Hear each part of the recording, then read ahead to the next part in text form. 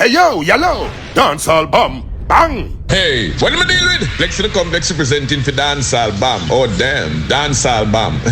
One to them, baddest thing in a dancehall. Yeah man people, you don't know now. The Maroon Emperor now. 7-star Horus Lewis LB representing for Dancehall Bomb. You know the number one in our stand. Surfer, ever in demand. Dancehall Bomb. Alisa Epa represent for Dancehall Bomb. Hear me a stand a Dancehall Bomb. It's sticky pan them. You kill me, my friend kill you. Tell me what that you want prove. Everybody know how to deal. My mother ban her belly, your mother rap her. Greetings, Earthlings. Welcome to another episode of Dancehall Bomb. If you're not yet a member of this fraternity, please like, subscribe, share this channel, turn on your notification post. Whenever I upload the next episode, you will be notified. Now, in today's episode, we have a few topics to discuss, a few articles to review, a few voice notes to review. These are the stories.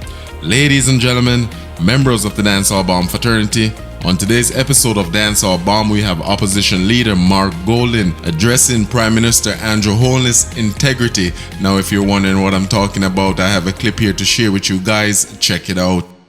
I'm here say yo, dancehall bomb. If I advise you say a cargo, I'm here say bomb them up. So what do you think about Andrew Holness's clapback video, if you will, where he posted about, you know, when it comes to corruption, the PNP wrote the book on it? Well, I mean, I think that has no credibility. I mean, if you know, there have been 8 ministers under this government that have had to be sanctioned in a variety of ways, you know, for mismanagement, corruption, nepotism, etc. That's an unprecedented record. He himself is not in good standing with the Integrity Commission because his statutory declarations to them have not been certified for successive years. So that's a big issue. That's a cloud hanging over his head right now. And then there's this whole question of the illicit 6. These 6 MPs who the Integrity Commission in their annual report last year said are under investigation for illicit enrichment. That's a corruption offense. And I think I immediately audited as best I could our MPs and individually asked them if they have been under investigation. The Prime Minister didn't say that he had individually asked each of his. He just said, oh, well, you know, he had some vague response, which was very unsatisfactory.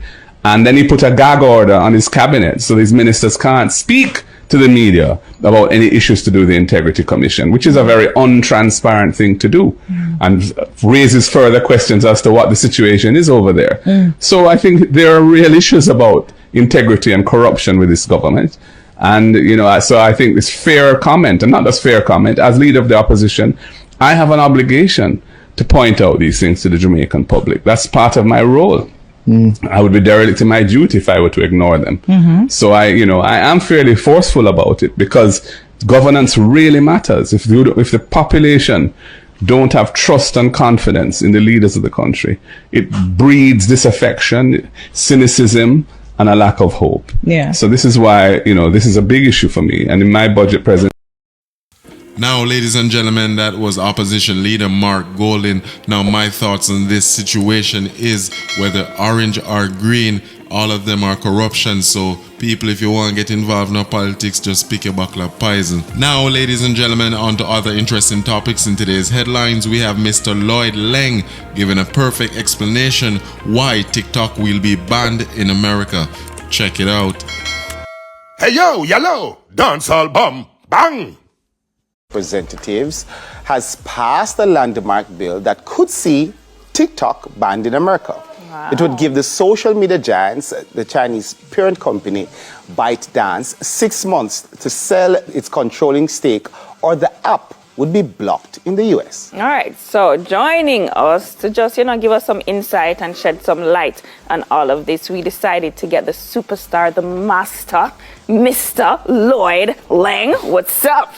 We're there, man. We're there. Good. The guru. Mr. The guru. Anything you want to know him if you ask about them something. So, Lloyd, I was saying that I'd love if you could just put it in context for us because we are getting questions like, how is it that the US can even ban TikTok? Why would they do it? Could you take us through that before we jump into anything else? I mean, there's a number of reasons why the US is taking this very hardline approach. We can look at it from different aspects. And we're having different perceptions, but we have to look on the perspective. And it's you know, two-pronged. One is that America is in a situation right now where it is seeing one of the lowest number of enlisted soldiers since 1940. Wow. And that is a very serious problem, considering that they have multiple fires fighting across the waters, and they will need resources. The reality is that, you know, people can be saying, oh, you know, drones and all of these sort of things, but wars are really counted by dead people and casualties. And you can only win a war with dead people, not living people. You count the numbers of dead, and that determines who has won a war. You're talking 150 million people on an app. We're seeing where America, there's a fallout in media in America. It's the lowest time for newspapers globally, lowest time for cable TV, lowest time for traditional TV, because overall this app has and is now consuming the majority of the eyeballs and viewing time. 10 years, 15 years ago, the average watch time on TV was 6 hours. 20 years ago, it was 9 hours. Now that 9 hours is spent on TikTok. People have been spending significantly less time on Facebook and Instagram as well. And TikTok it demands less interaction. All you have to do is sit down and watch. And that makes people a lot more comfortable, considering now that, you know, Instagram has become a space for toxic hobbyists who just, you know, go around and they just feel good about just saying nasty stuff. I mean, you know, toxic hobbyists, that's what the space that Instagram is for. And then Facebook is, you know, a very viral place for misinformation for old people. So, you know, they say everything on Facebook and they believe it, and it just becomes, and they send it to us, what do you think about this? And it makes no sense. So we're seeing this media fallout. We're seeing where the eyeballs are being caught now by social media, but TikTok has the most eyeballs. Now, ladies and gentlemen, TikTok is an app that has changed a lot of people's lives in America. The US wanting to ban the app will affect the majority. Now, the complaint is that a lot of people are wasting time on TikTok, spending hours on TikTok, not wanting to work, not wanting to be progressive, and the US is definitely scared of China spying on our personal information, and that is the main reason why they want to ban this app. But I could definitely agree with a lot of people. They go on TikTok and they make more money than they will go to their jobs in real life, people, and I witnessed that. You can go on TikTok and get 10 lion and that pay your rent. So people just consider them thing they now and go for work, them just invest in the application, you understand? So people, let's see how this one turn out. You know, them go to court the other day over the application, and the verdict was the user supposed to sell the application to the US, or it will get banned from the US. Now, ladies and gentlemen, on to the main topic. In today's headlines, we have Shawn Campbell, aka Shawn Storm, being featured. I have a voice note to play for you guys so you could listen what really took place as Shawn Storm was offered a 3-year deal. Hey, it's your girl Maka Diamond representing for Dancehall Bomb. Yeah, everything bum up, don't change it. Stay right here. Tune in. I'm Macadocious.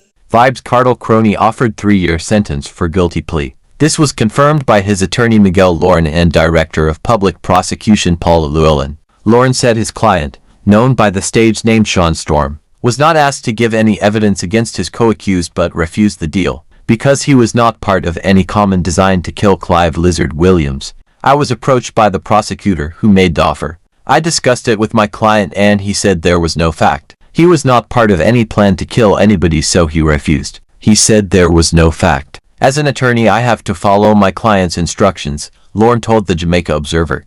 Llewellyn confirmed the story. I was told about it by the prosecutor, Jeremy Taylor. He said he approached his attorney with the offer, the DPP said. If he had accepted the offer, Campbell would have served a 3-year prison sentence. Campbell, who is also called Siva, was last Thursday sentenced to life imprisonment by Justice Lennox Campbell for the murder of Clive Lizard Williams. He must serve 25 years before he can be considered for early release. All the others were given life sentences, with Vybz Kartel real name Aditya Palmer being eligible for parole after he has served 35 years, while Andre St. John and Kahira Jones will be eligible for parole after they have served 30 years and 25 years in prison, respectively. He refused because he maintains that he was never involved in any murder, and to take that offer would have signaled that he was guilty of participating in murder.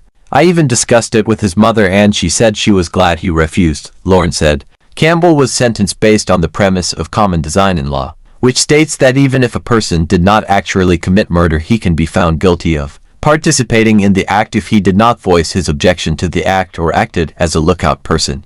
Evidence was presented in court that Campbell sent text messages to his girlfriend, informing her that someone was going to be killed. The prosecution also argued that Campbell took Williams and the prosecution's star witness, Lamar Wechow, to a house owned by Vibes Cartel at Swallow Field in Havendale, St. Andrew, knowing that they would be killed. The court was told that Campbell had repeatedly urged Williams and Chow to be calm, after they began acting skittish during a trip from Portmore to Havendale in a taxi driven by a man known only as Need for Speed. Chow managed to escape without being harmed and later testified that he saw Williams' motionless body lying in the living room of the house and Jones holding what appeared to be a block over him. His evidence weighed heavily on the jury and helped the prosecution to secure a guilty verdict. Throughout the trial, Campbell appeared dazed at times, and when the guilty verdict was read, he grimaced. Now, ladies and gentlemen, if you listened keenly, you would understand that Shawn Campbell, aka Shawn Storm, was offered a 3-year deal, and he denied the situation because he has no knowledge of Clive Lizard Williams being killed by anyone. Now, ladies and gentlemen, no one is really advocating for Shawn Storm to be freed in the public domain space.